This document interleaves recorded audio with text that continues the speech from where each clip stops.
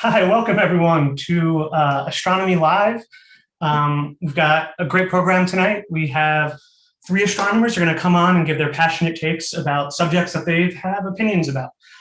So we're really excited to do that. But in the meantime, we're going to wait for people to join and we're going to do some trivia. It'll be fun. If you want to participate in trivia, go to menti.com and use the code 6336-9107. And a couple reminders: the faster you answer your trivia, the more points you get. And it's multiple choice, so you're just going to have 4 options. So yeah, we'll give it a few more minutes before we start the trivia, and we'll do 5 questions and then get started with some great talks.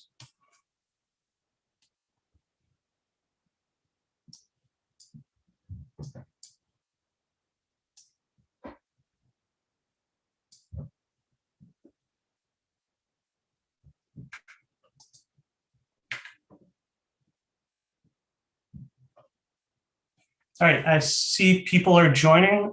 Just a reminder, you go to menti.com and enter the code 6336-9107 to participate in trivia.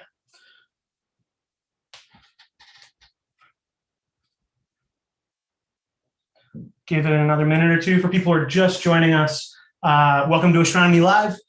It's going to be a great night. We've got 3 astronomers going to talk to you about telescopes on airplanes. I'm going to talk to you about Saturn and the problem with space junk. So these are astronomers coming on to give you passionate takes on subjects that they've got opinions about. But in the meantime, we're starting off with some trivia. So again, menti.com, 6336-9107. It's the code that you enter. You can see it at the top of the screen. And don't worry if you join late, because you can join at any time, participate. So last reminder that it's multiple choice. The faster you answer, the more points you get. No points for wrong answers, obviously. Okay, let's get started. We've got 5 players, 6. I'll give it another 20 seconds.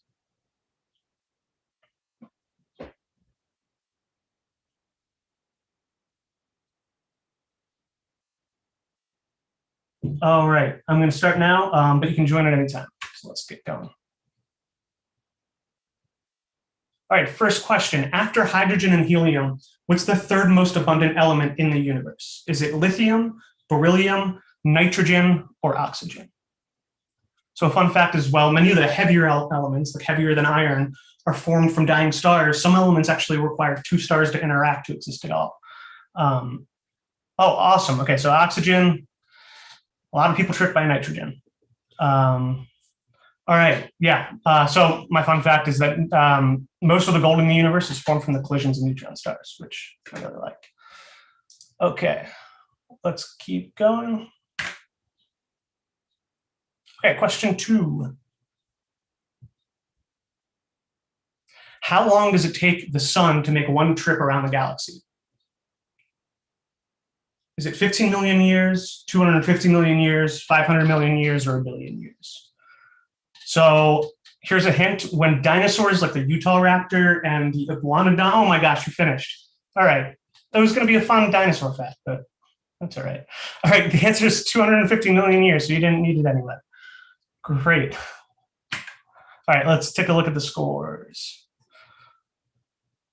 Oh, we've got E.T. just ahead of Gary, then Mr. Nikopopoulos, Bill, Kroc, and then Alan and Jeff. All right. So as people are joining, just a reminder, you are here at Astronomy Live. We're going to get started in a sec with some great talks. But in the meantime, we're doing some trivia. So go to menti.com and use the code 6336-9107 to join. It's not too late to join. There's still 3 more questions, and anything can happen. All right, question 3. Oh, question 3. Sorry. There it is. Okay. A pulsar is a rapidly rotating neutron star with very periodic radio pulsations. The first pulsar was dubbed LGM1. What does the LGM stand for? Is it large gyroscopic magnetar, local group magnetar, low G emitter, or little green man?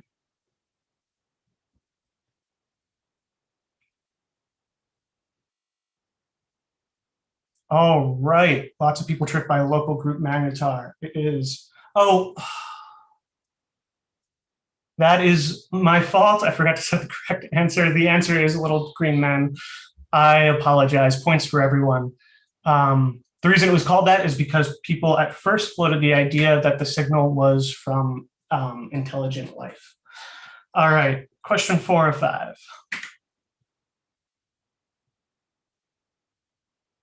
Recently, Ingenuity completed the first powered flight beyond Earth. On which planet was the first unpowered flight beyond Earth achieved? Was it Jupiter, Mars, Venus, or Uranus? The hint is that it was actually a balloon flight, which you might be able to imagine. And it was done in 1986. The Vega 1 mission. All right, lots of people answered Mars. It was, in fact, Venus.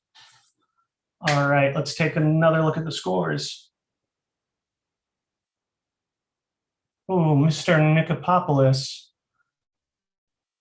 is gaining some ground, but it's not enough. But Gary overtakes ET. Well done. Alan, Jeff, and Skids yet to pick up points.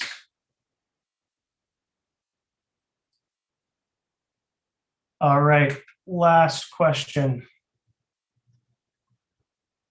Saturn isn't the only planet with rings. Which of the following planets also has rings?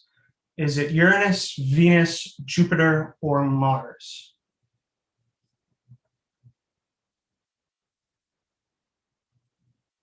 All right, everyone gets points because both Uranus and Jupiter have rings. Neptune does as well. All right, I think we can look at the final scores. Let's see, can ET take back the lead?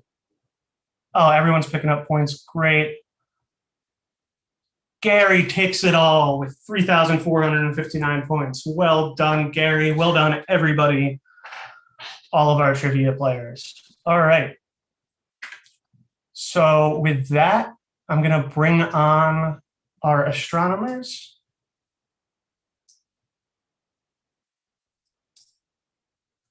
Hello, everybody. Thanks for coming. We're just going to introduce ourselves real quick. My name is Chase. I'm a PhD student at Northwestern, and I study gravitational waves from the mergers of black holes. Hello, my name is Dennis. I'm also a PhD student at Northwestern, and I study star formation. Hi, my name is Alex. I am also a PhD student here at Northwestern. I also study star formation, but I do it using computer simulations. Hi, I'm Genevieve, and you've guessed it, I am a PhD student at Northwestern, and I study the radio follow-up of gamma ray bursts. Awesome. I just want to shout out people behind the scenes. We have Carrie and Alicia making everything work and helping to funnel questions to our astronomers. All right, with that, I'll say, Dennis, take it away. Oh, and one reminder, please ask questions in the chat as the presentation is going, and we'll try and address them at the end. So yeah, Dennis, take it away. Awesome. Just pull up my slides. Great. So hello again, I am Dennis, as you've heard. And today I will be talking about two of my favorite things, airplanes and telescopes. And specifically, I will be talking about the combination of these two things, putting telescopes on airplanes. Now, the first thing we kind of have to get out of the way is why this is something that anyone wants to do. And it really comes down to where we put out telescopes. And the answer is that higher, and specifically drier places, are better. So if you look at sort of the atmosphere of the Earth, most of the water is near the bottom. So if you can put your telescope as high up as possible, you will get a better result. So here in this plot, you can see that most of the water is around down here at these low altitudes. And if you just get up around 4 kilometers, you're doing a lot better. And the higher you go, the better you get. Now, of course, the simple solution to this is, if atmosphere is your problem, is to ignore it entirely. You just go to space. At that point, the atmosphere is none of your concern and it's not your problem. Unfortunately, though, even today, space is expensive. It's hard to get to. It's not the most friendly space to do anything in. So that's not always possible. Of course, there are ground-based telescopes. I'm sure many of us have seen those. Even if you go to mountaintops, which are kind of the ideal locations when you're on the ground, these are a lot better than being at sea level. But they are still beneath a lot of atmosphere, and they're definitely much, much easier to get to than than going to space, but it is still not ideal. So you look at this very conspicuous blank middle space here. You might be thinking about what can we put there and what frequently is there that we can use? And the answer, of course, is airplanes. Airplanes are cheaper and easier to go to than space. When it comes to maintenance, in some sense, the airplane comes to you. It has to land. And while your typical airplane flies at around 30,000 feet, airplanes are typically capable of going even higher than that without much issue. So what if we put telescopes on these airplanes? So that's exactly what people did. And this kind of goes back fairly early on to the early 1930s. But now I'm going to start talking about sort of the much more earnest developments by NASA in the 1960s. So 1965, and this is kind of the first real program that designed to look at things from an airplane. So 1965, what we have are known as the GALILEO observatories. And if you look at this image, this is your typical 1960s airplane. You'll look at it and not see anything special, but what is different about this are these windows. So if I have this black arrow pointing at these windows that run along the top of it, they're really nothing special, but they're these windows that have really nice glass so you can see through it. And essentially what astronomers and different scientists did was they were able to look at planets and the sun using them. And what they found was this was a lot better than being on the ground. The results they got were just so much better. And this kind of really propelled scientists to be like, okay, this is, putting telescopes on airplanes isn't such a crazy idea at all. So a couple of years later, they kind of took this further to be able to put more complicated instruments on them. And a couple of years later, they had the NASA Learjets program. So if you don't know what a Learjet is, they're basically private jets. They're small, as you can see here. And you note there's a much larger opening here. And specifically, it is actually an opening. They actually cut a hole around a foot in diameter through the aircraft so they can stick a telescope through it. So here's another version of the airplane. And here's a picture of a telescope that they stuck through it. Now, as I said before, being above the atmosphere is exactly what you want. Unfortunately, people need the atmosphere to breathe. And when you cut a hole in your in your airplane to put your telescope through, you can't breathe. So there's not exactly the most pleasant environment to work in. You can see these pictures of these scientists looking through the instruments and stuff. They all have to have oxygen masks on. But nonetheless, this also proved to be a very, very productive scientific program. And by the mid-1970s, they decided to go even further with this. So they took an even bigger plane and put an even bigger telescope on it. So in 1974, we have what is known as the Kuiper Airborne Observatory, named after Gerald Kuiper, who was someone who actually worked on the previous Learjets program.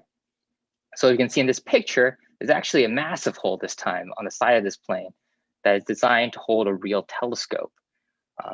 And by real, I basically mean one that's kind of permanently installed in it. So this is a 3-foot telescope. Here's a picture of it before it was actually put inside the plane itself. In the corner here, you can actually see a comparison between the telescope that was on the Learjets and this one. You see, it's much, much larger in comparison. And here it is actually installed compared to, you can see a person actually working on it. The nice thing about this telescope in particular is that the telescope itself was separate from where everyone was working. So now you can see they don't have to wear oxygen masks. This is also, you can also see real computers now. But this was a much more comfortable environment and meant that the plane could kind of stay up a lot longer and do a lot better science. And this worked really well from the early mid-1970s till 1995. Essentially, the plane got real old. So now that brings us to sort of the last, or I guess I won't say last, the most recent iteration of airborne observatories, and that is SOFIA. So SOFIA started operations in 2010, and again, took a bigger plane, and of course, they put an even bigger telescope in it. For those of you who love airplanes like I do, this is a pretty recognizable aircraft. This is a Boeing 747. In fact, it is a former passenger plane. Here you can see in its early days when it was first acquired by NASA, it still has like half painted United Airlines colors. So of course they have a bigger telescope in it. They have an 8-foot telescope this time. You can see this graphic on the bottom left for comparison. It's much larger. It isn't really obvious in this picture how much bigger it is, but here's a picture of it next to the people that were kind of working on the mirror. You can see that it's huge by comparison. 8 feet is quite large to be something on an airplane. And of course, again, this telescope, this airplane had, a pressurized cabin. You can see these are various people working inside the plane as it's flying around, taking observations. It actually holds, a bunch more people. It actually has rooms for outreach and education. Notably, the flat screens are a big departure from the previous one version. And this is currently the plane that is flying to this day. And I kind of want to talk about briefly how the plane kind of operates in terms of taking science data. So it typically flies from 2 locations, one in California and one in New Zealand. And this is one of the flight plans from California. So it takes off from Palmdale in Southern California, indicated by this black dot. If you can see it, it's kind of tough to see, but in this bottom right here is California, is where I'm indicating with my mouse. And it takes off, it flies a route. This first blue leg indicates it's observing Tau 4 Eridani, which is just a source. And it does calibration on Neptune as it flies up the Pacific Ocean along the California coast.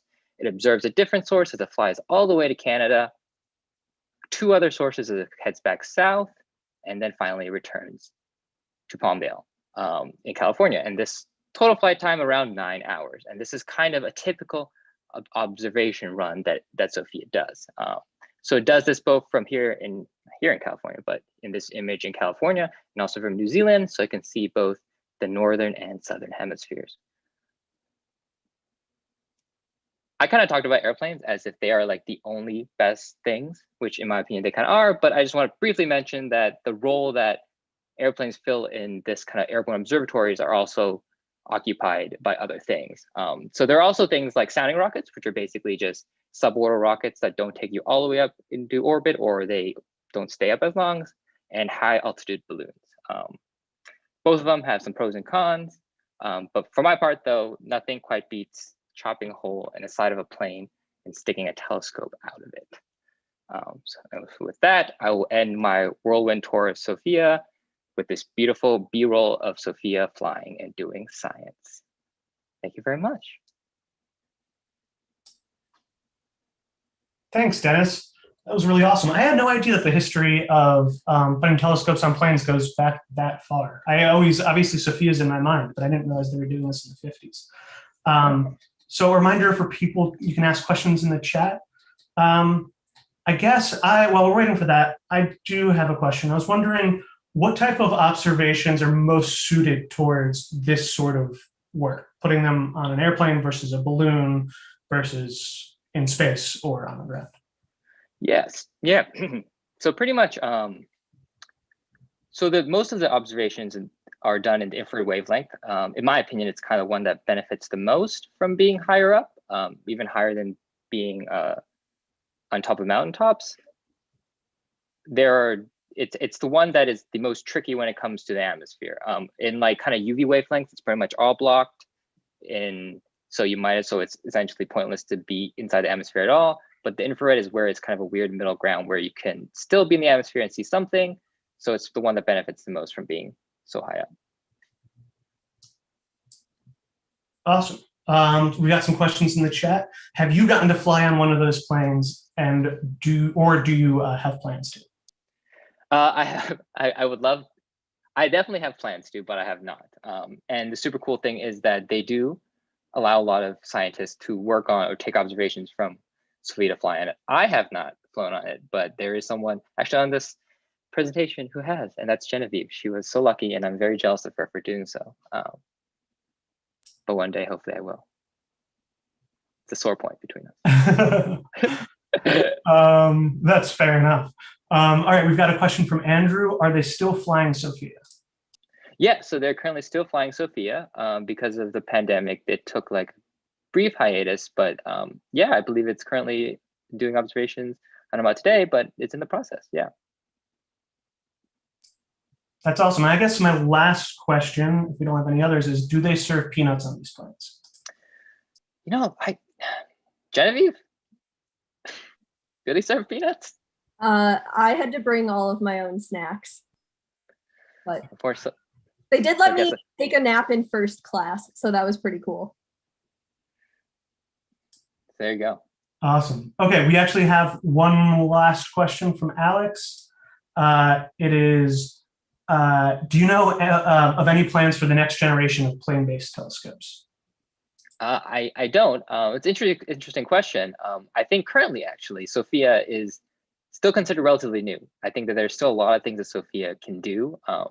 So I don't think that's in the books yet, but I would absolutely love to see a next one, for my part at least. Nice. I keep saying last question, but we keep getting questions. So a question from Jeffrey Wilson. How hard is it to keep the telescope on target? Is it pretty computer intensive? Yeah, so it isn't, I guess, how hard is it? Tough question, but there's a lot of hardware that goes into it. They have multiple ball bearings and gyroscopes and cushions that keep it on target. But in terms of how hard it is, it works extraordinarily well. I definitely think that that's something that, as someone who first thought about it, it seems like a very tricky problem, but it seems pretty well solved. And I think that it has gotten a lot better because of computers that are able to like track it well. There are like smaller cameras that are along the side of the main telescope that kind of ensure the pointing is very accurate. Awesome. We do have one more question, but I actually think we're going to hear from Alex on this topic. It's about whether thousands of low Earth orbiting internet satellites interfere with observation. So stay tuned, Stephen, for the answer to that. What a segue. Great transition. Great transition. Yeah, actually, we're going to hear from him right now. So Alex, why don't you come on? Thank you, Dennis. That was a great presentation. Absolutely. Thank you very much. Yeah, that was awesome. Thank you, Dennis. And I seriously cannot ask for a better introduction for my presentation. So if you will give me just a moment to play this game of how does one share my screen? Okay, here we go. We did it. All right. Hopefully everybody can see everything and everyone can hear me. Again, my name is Alex. I don't think about space junk professionally, but I spend a lot of time thinking about it recreationally. So it's something I'm very passionate about, and I hope after this talk, you can be passionate about it too. So before we get started, I have to define what do I mean by space junk, right? But even before we can do that, I want to try and define what is a satellite. And so a lot of you are probably familiar with the, popular conception of a satellite as being some artificial machine that we have built for some purpose. Sputnik, it beeped. GPS satellites, it tells us how to get around. But you might not have thought that the moon is a satellite, right? So by the scientific definition, it's something that orbits another body, making it a satellite. And so, okay, moon is a natural satellite. Another thing that you might not have thought about being a satellite is junk, are the leftover bits and pieces from the various rocket missions that have launched satellites or done other crude things in space. So this in particular is a picture of a Russian booster rocket that we're going to come back to later on. So if we consider all of these things satellites, I think it really begs the question, how many satellites are there up in space?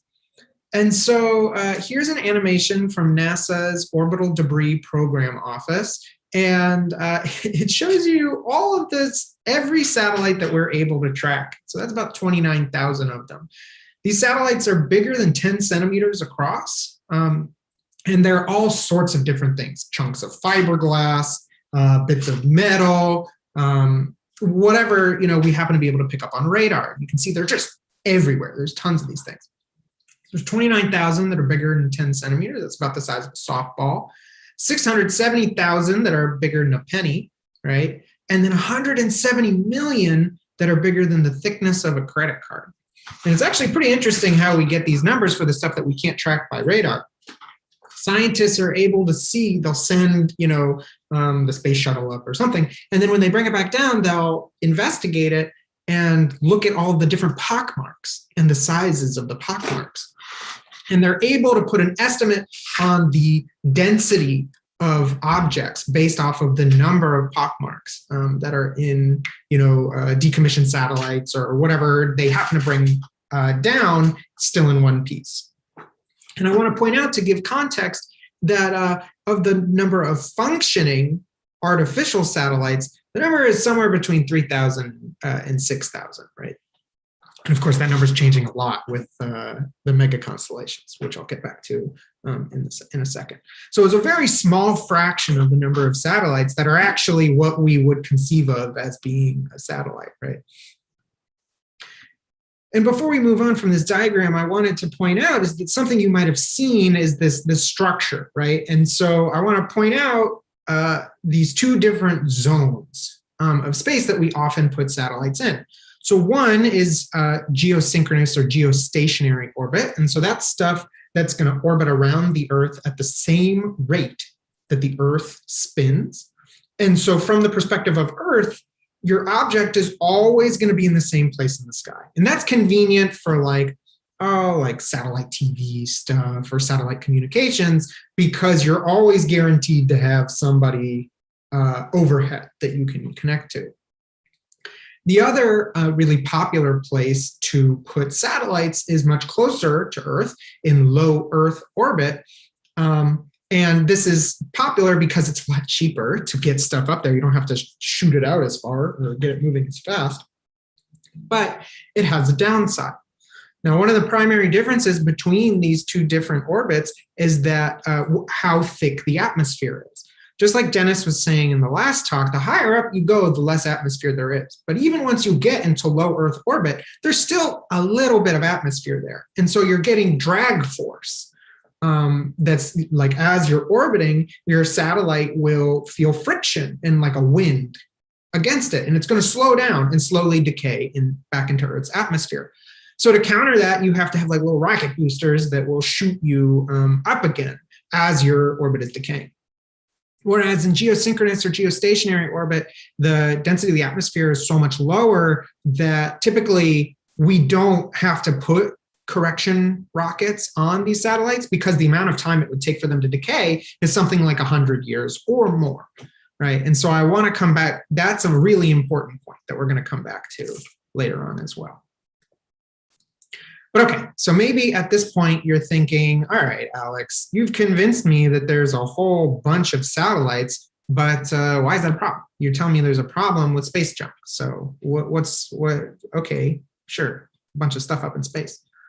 Let me tell you a story about Sandra Bullock and George Clooney, who in 2013 bravely portrayed some astronauts who were in space, and they were trying to fix the Hubble Space Telescope. Minding their own business, using a power drill in space, having fun.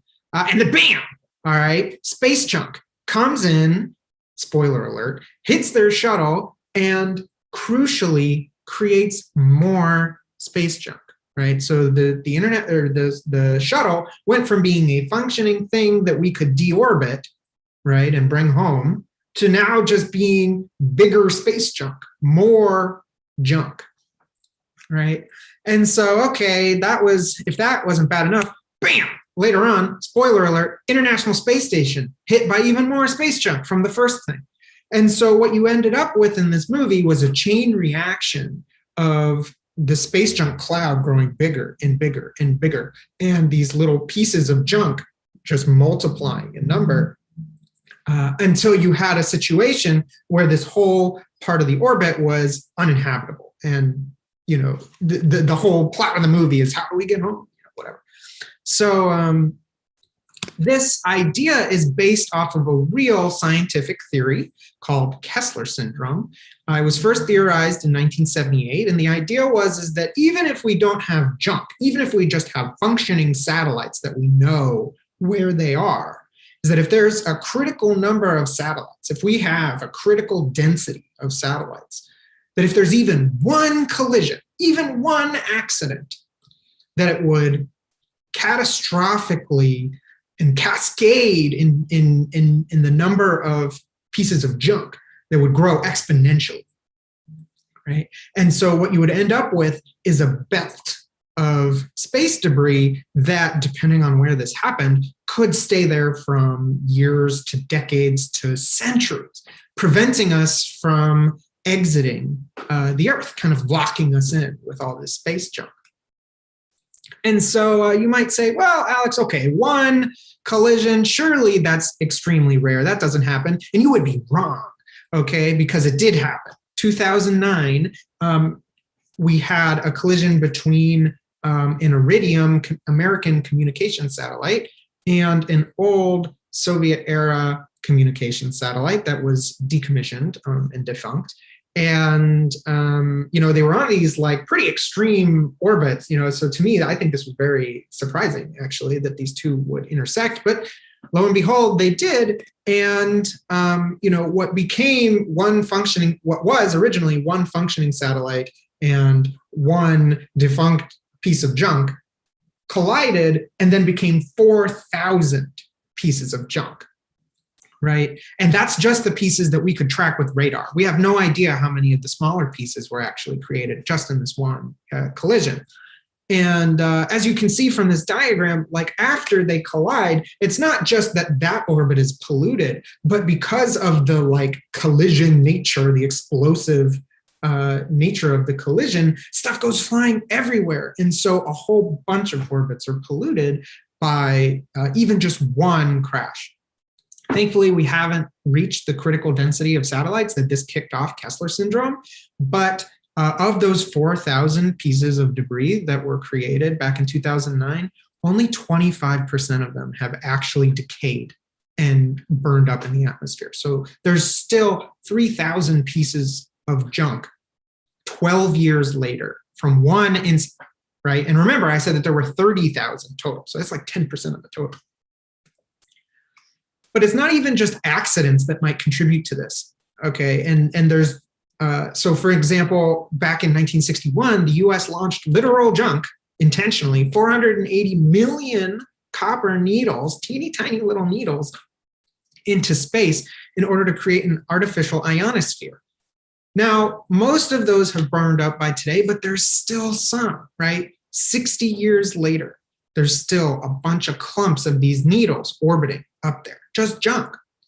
And back in 2007, the Chinese government tested an anti-satellite missile and blew up one of their own satellites just as like a show that they could. And that created 10,000 pieces of space junk. And so today, that's still 30% of the space junk that we can measure, right? Again, this is just the stuff that we can see with the radar. Well, even that smaller stuff, the size of the penny and the size of the credit card, that's enough to hurt somebody if they were out in space or prevent one of our crafts, potentially, depending on where it impacts, from being able to return home. So, you know, you might say, okay, well, you know, at least then maybe what we can do is put our satellites into orbits that'll decay rapidly and, you know, the space junk will kind of take care of itself. And even that's not really the case either, because some of this space junk, it can be so big that it will survive through the atmosphere and fall back to Earth in an uncontrolled way. So even just this month, a Chinese booster rocket fell from space in the Maldives. Thankfully, nobody was hurt. But two more examples already of these a Russian booster rocket from the Soviet era falling in Colorado in 2011, and then the U.S.'s first space station, Skylab, famously was deorbited and in an uncontrolled way over Australia, who ended up fining the U.S. with like a $150 littering fee that we still haven't paid today. But part of the reason that I bring this up is that there's no repercussions for even, you know, a good situation where this junk comes back to Earth, but in a way that can pose a safety hazard.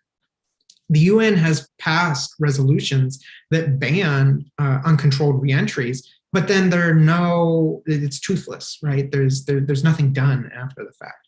And that Chinese anti-satellite missile, again, nothing was done. You know, it just created a bunch of junk. And this problem is only going to get worse as we go into the future. So I was telling you that there are something like 3,000 active satellites currently. Well, there's a planned 42,000 just in one mega constellation from the US. As well, the Chinese government is planning on launching their own satellite internet network consisting of 13,000 satellites. And then OneWeb is a competing satellite internet network to Starlink. And at least, you know, if you told me that they were launching 650 satellites, I'd be like, whoa, that's a whole bunch. But at least compared to 42,000, that seems like hardly any. But remember, there are only 3,000 currently. So even still, that's a huge increase.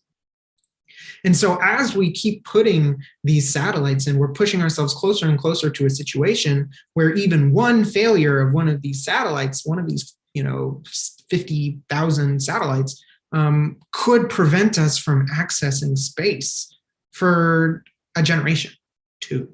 You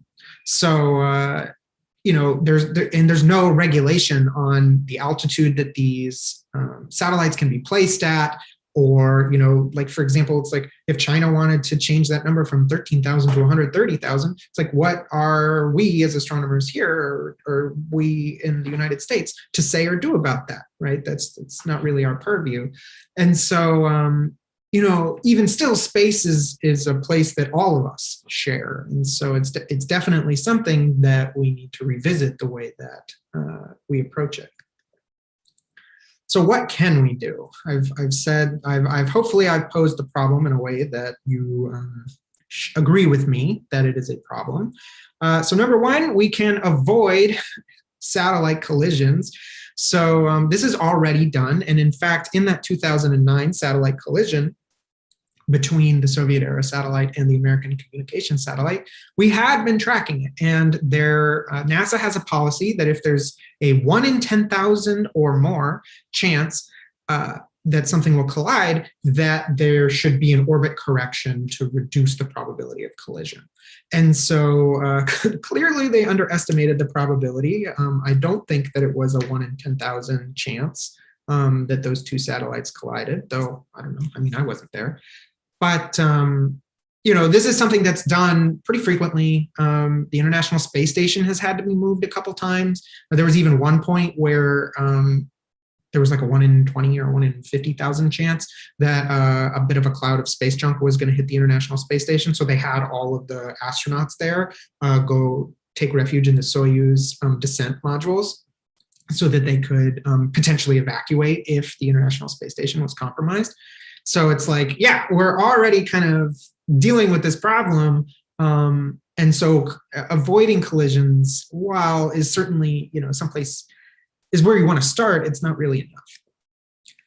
In the long term, what we'd really like to do is have a sustainable way of removing junk. And so there's been some technology tests to attempt to do this. So on the left is one example of a satellite that has a magnet attached to it. And the idea is that for future satellites, you would attach a compatible magnet docking port, and then this guy would go grab onto it and then move the other guy into a decaying orbit. But that only helps with future satellites. This magnet won't hit stuff that's already there.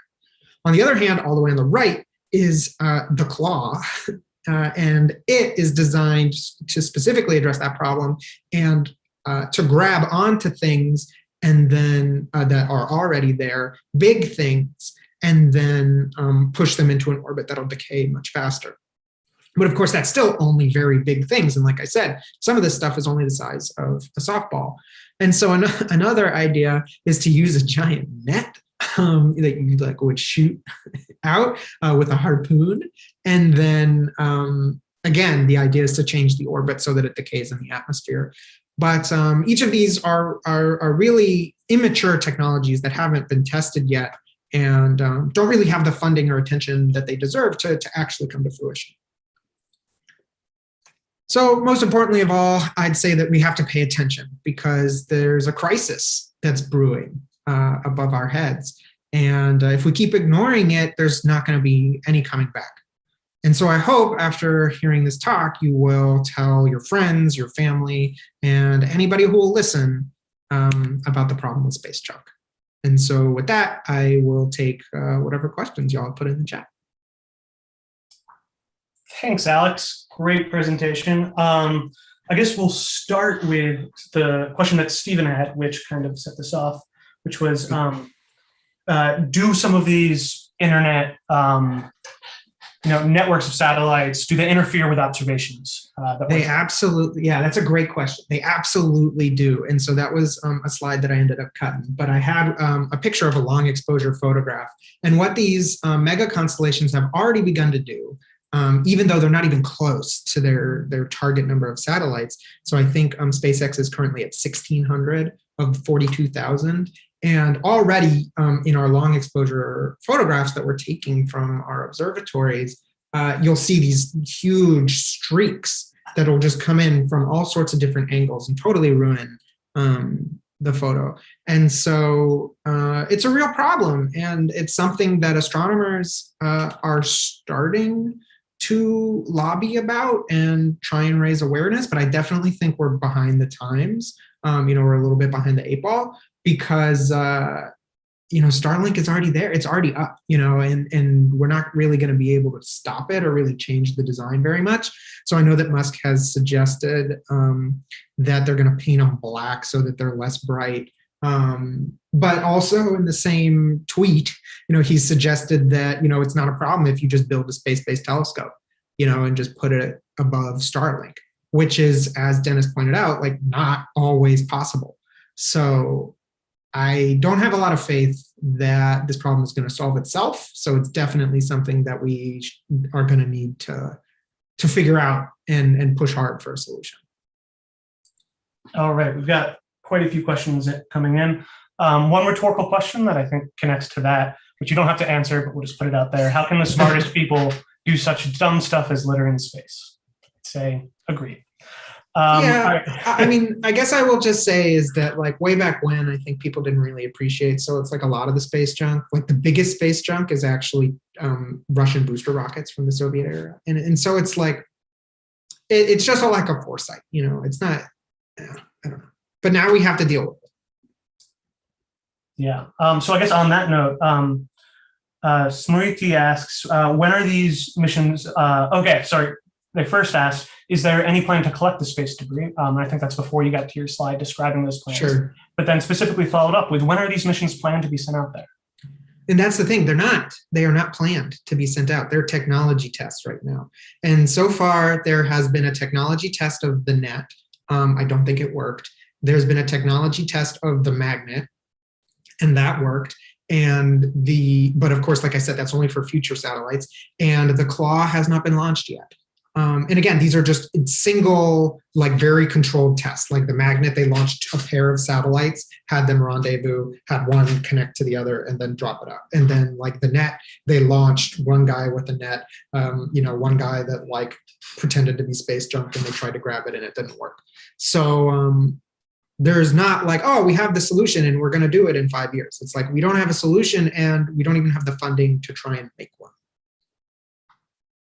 So yeah, sorry, it's a little pessimistic, but that is frustrating. That's the truth. All right, we've got two related questions, Genevieve's and one that I can't pronounce. But so how likely do you think we'll actually arrive at a point of no return and lock ourselves in? And if so, when would that occur? Yeah, so when Kessler first theorized of this, he thought it would start to become a problem in 2000, based off of the rate of satellites being launched.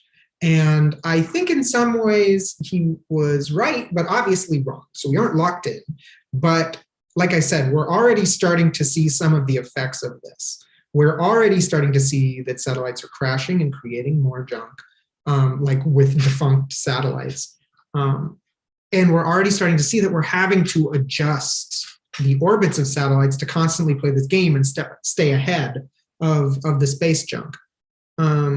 So I would say, I think Kessler was right, that in 2000 was when this started to become a problem, but we've been able to kind of delay it and put it off because of the technology that I think he didn't anticipate, was that we could change the path of the satellites so reliably and so consistently.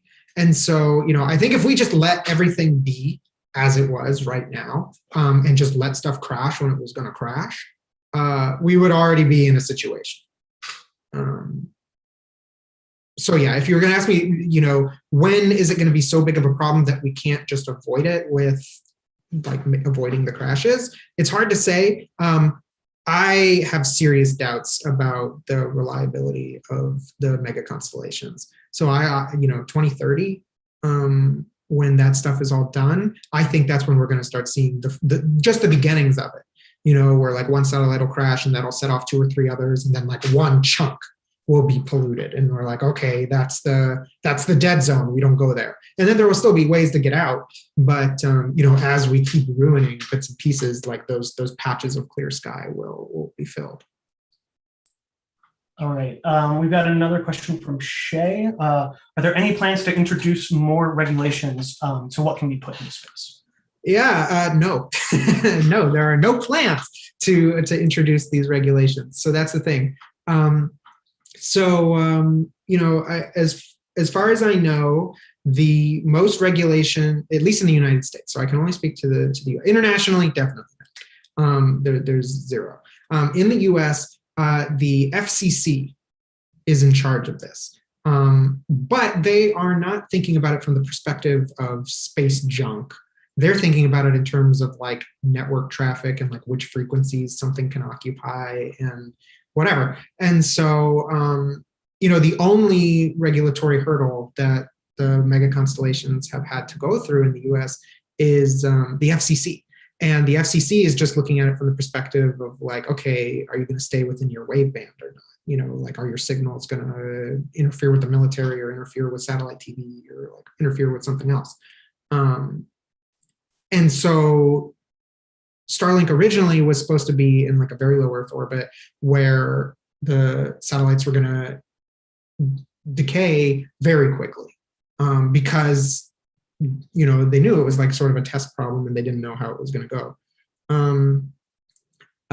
But they've already amended their FCC filing to put them into an orbit where it's going to take like 25 or 30 years for one of these broken satellites to decay. So it's already become a problem, and there's already this need. So the question is like, who regulates it? Like what kind of regulation? Because NASA, it's not obvious to me that NASA is in a place to be like a regulatory body, more than it is like a scientific research and exploration thing. But maybe that's the role that it should step into, especially as it's starting to contract out more and more. All right, we have time for one more question from Andrew.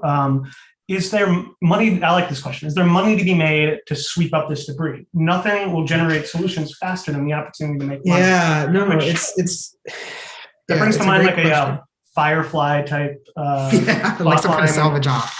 Can you get up there and like salvage the rare earth metals? So I would like there to be, certainly. I think right now the picture that people have is to deorbit this stuff and burn it up in the atmosphere. So then certainly no, there's no money to be made. because you're not recovering it. You're destroying it, and you're just getting it out of the way. But maybe there's something to be said. Maybe there's something to be said for a more expensive, less effective way of cleaning up the space junk that just happens to result in you being able to disassemble it and get some kind of economic benefit.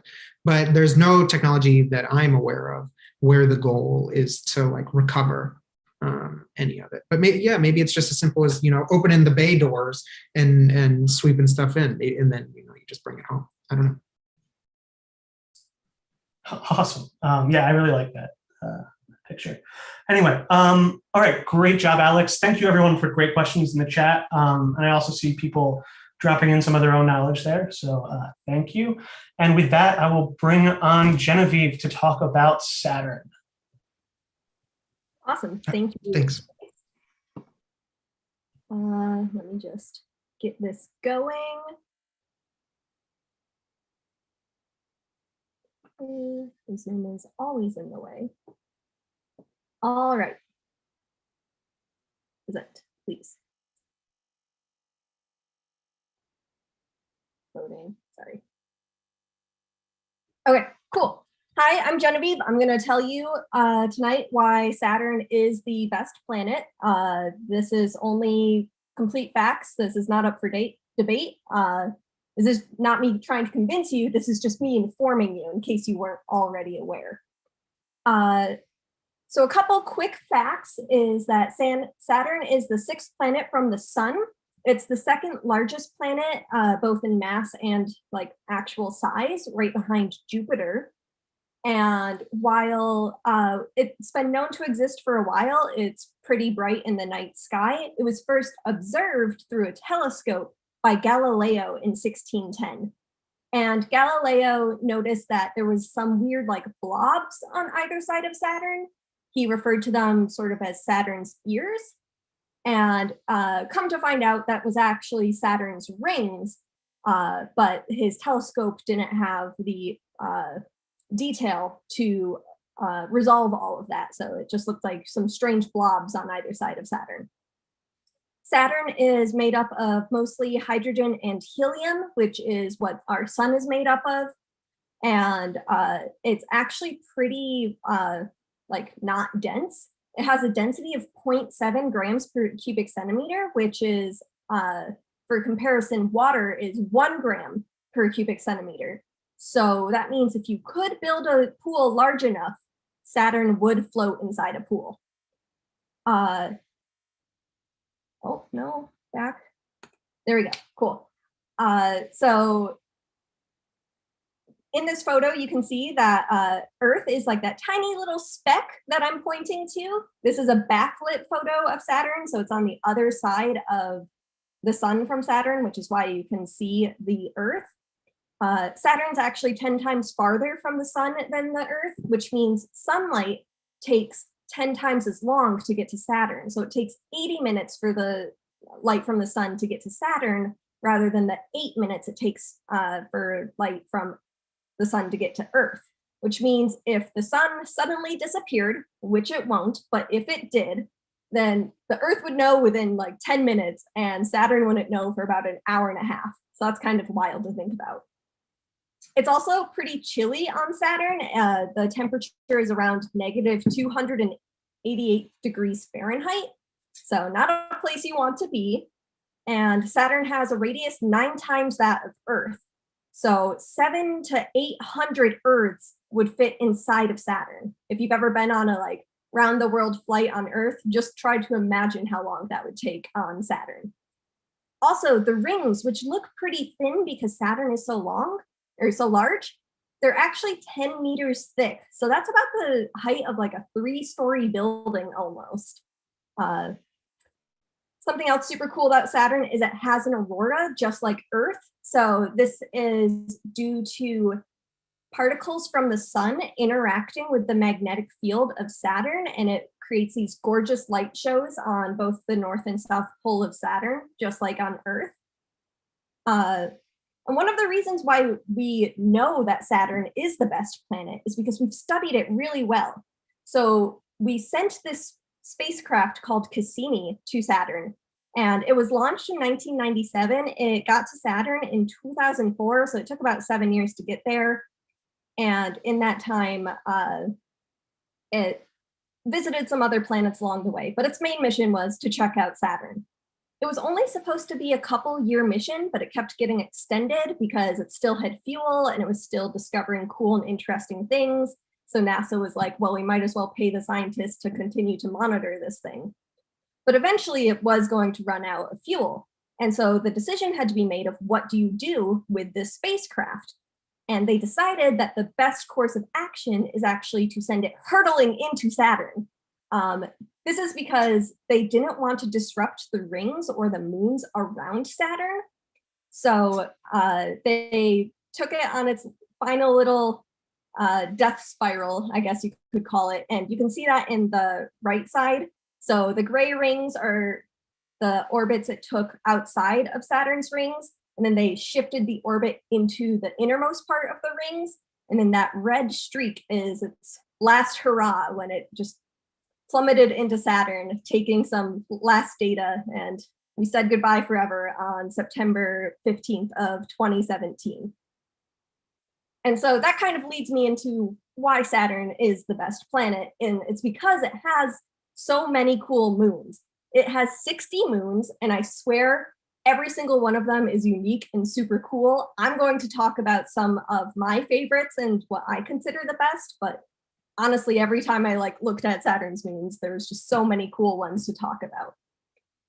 So I'm going to start with Titan. Titan is the largest moon of Saturn, and it is the only moon in the solar system to have a dense atmosphere. So we have a dense atmosphere on Earth, and so does this moon of another planet.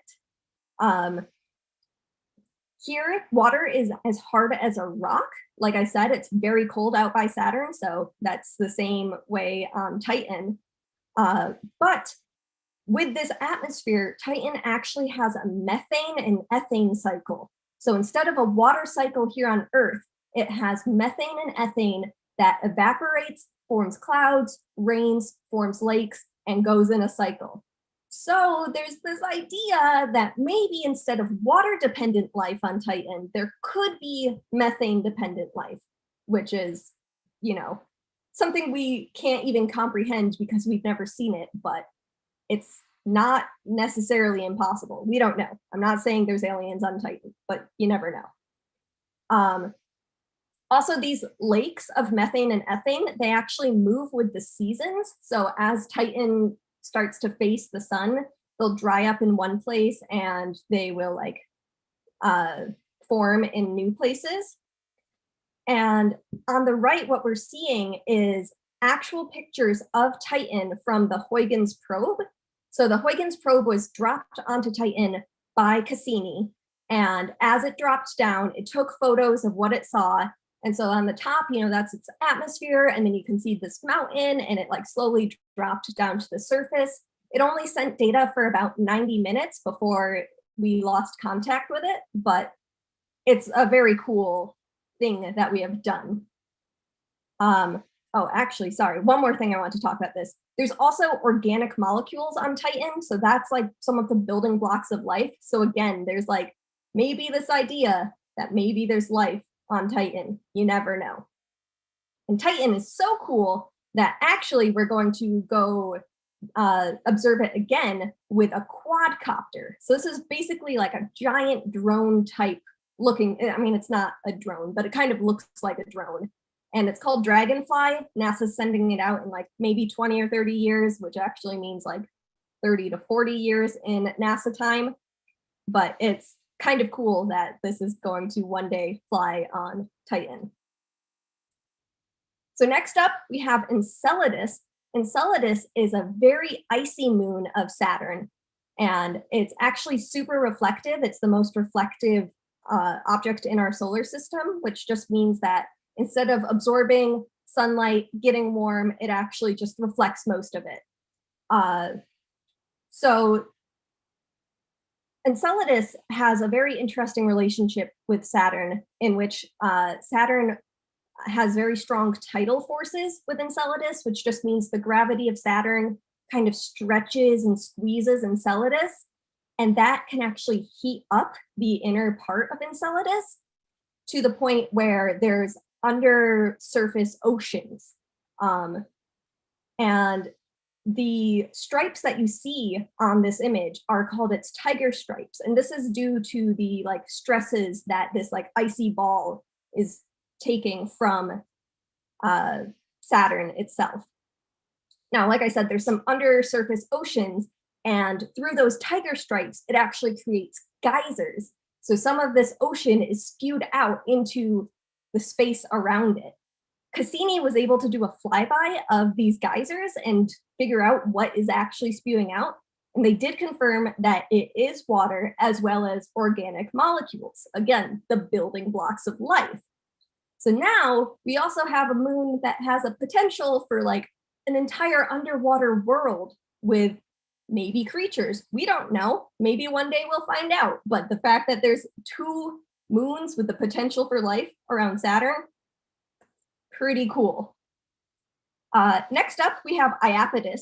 Iapetus is interesting because what you're seeing here is not like due to lighting or an optical illusion. One side of Iapetus is much darker than the other side. Now, the idea here is that Iapetus actually rotates very slowly. So one side of it faces the sun for much longer or for a long time. And so the ices on that side will evaporate and then will condense on the other side, making one side really dark where everything's evaporating and one side very light where everything is condensing, because ices are very reflective usually. You'll also notice that there's like this ridge around Iapetus, and the idea here is either that it used to spin really fast, so it spins slowly now, but maybe it used to spin faster, which would make it more of an oval shape, and that could be the cause of this ridge. My preferred theory, we don't actually know what is true, but my preferred theory is that Iapetus used to have a ring system of its own, like a small little ring system orbiting its equator, and for some reason at some point it actually collapsed onto the moon itself. And that is what caused this little mountain range along its equator. Next up, this is usually a fan favorite. This is Mimas. And the cool thing about Mimas is it looks like the Death Star. So, you know, they say that's no moon, but wait, there is a moon that kind of looks like it. So the cool thing about this is this giant crater is due to some impact. So something hit Mimas really hard, and it actually probably almost broke Mimas apart. Like, it's unlikely that something much bigger than what did end up hitting it would have allowed Mimas to stay intact. So it almost broke apart due to this impact. Thankfully, it stayed together and retained this super cool crater that we get to see instead. Now, my personal favorite is Pan. Pan is the innermost of Saturn's moons. And the reason why I really like Pan is because some people think it looks like a flying saucer. I personally like the ravioli interpretation. I just think it's super cute. Therefore, Pan is my favorite. So there's a ton of Saturn's moons. I didn't get to talk about all of them, but that is one of the reasons Saturn is the best, is it has so many of these moons. And hopefully now you understand why Saturn is in fact the best planet. And if you're as excited about Saturn as I am after hearing this talk, and you're like, hey, I want to look at Saturn. Can I look at it like from my backyard? The answer is yes. Maybe not in Chicago tonight. It's kind of cloudy from what I can see. But if you do want to look at Saturn and it's not cloudy where you are, at least from Chicago, it should rise at around 12:30 a.m. So you would have to stay up a little bit late. And the best viewing would probably be around like 2:30-ish.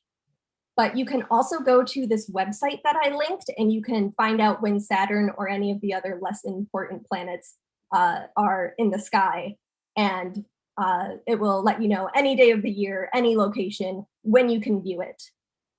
I also super recommend this app in the corner. It's called Skyview Lite.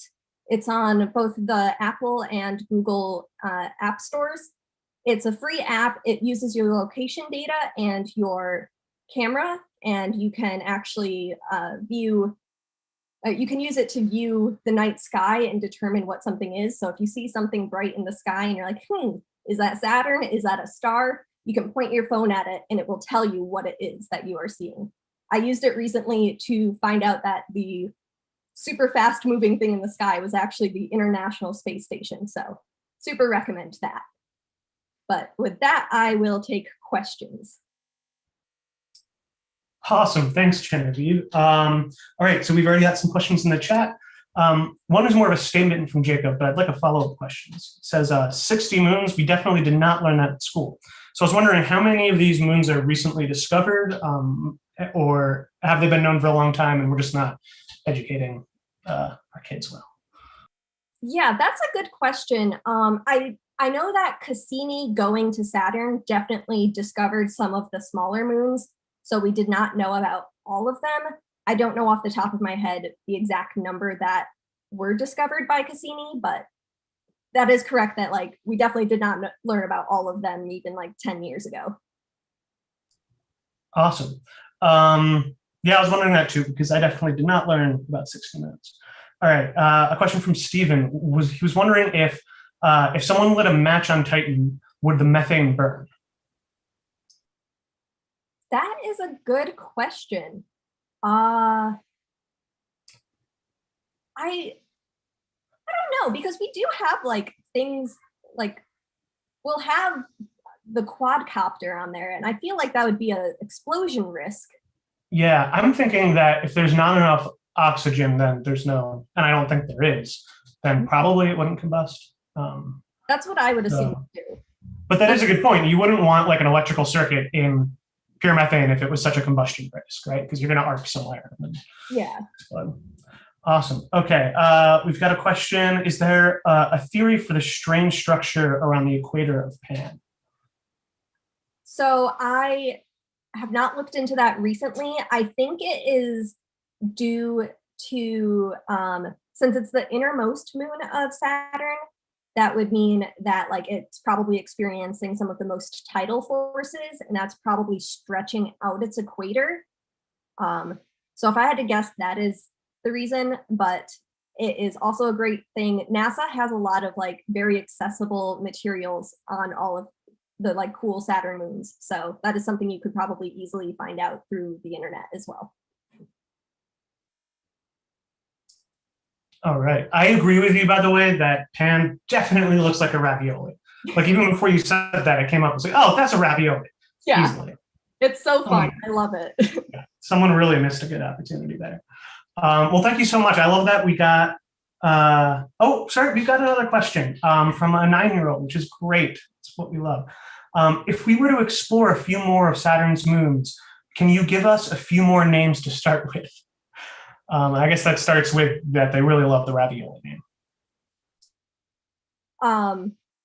Wait, I'm sorry, is that like... So do you have any other nicknames you'd suggest for some of the other moons? So I know like Iapetus, some people have like compared it to like yin and yang with the light and dark side. I kind of enjoy that. Mimas, again, we could just nickname it the Death Star. I think that would be fun. I don't have any good ones off the top of my head that are like new and unique. Yeah, I'd agree that none of them are quite as eye-catching as ravioli. All right, so I think that's all the questions. Thank you so much for not just giving us your favorite planet, but then also your favorite moon of that planet out of the 16 moons available. That's fantastic. Excuse me, it's not my favorite planet, it's the best planet. Oh yeah, I'm sorry. This is not an opinion, it is a fact. All right. Well, thank you so much. And thank you everyone for joining. That's all we have for tonight. One thing I want to shout out is that we started this to not necessarily replace, but to supplement what we were doing, which was an in-person observers evenings at the Dearborn Observatory. We don't have immediate plans to resume that, but we will be trying to do that soon, and we'll let you know as soon as possible when we can get people back into the observatory and back having one-on-one conversations with our astronomers. In the meantime, we plan to continue doing this, so join us next month. I believe it's June 25th for another round of talks and trivia. But thank you all for joining and interacting. We've had a great time. So with that, have a great weekend and see you soon.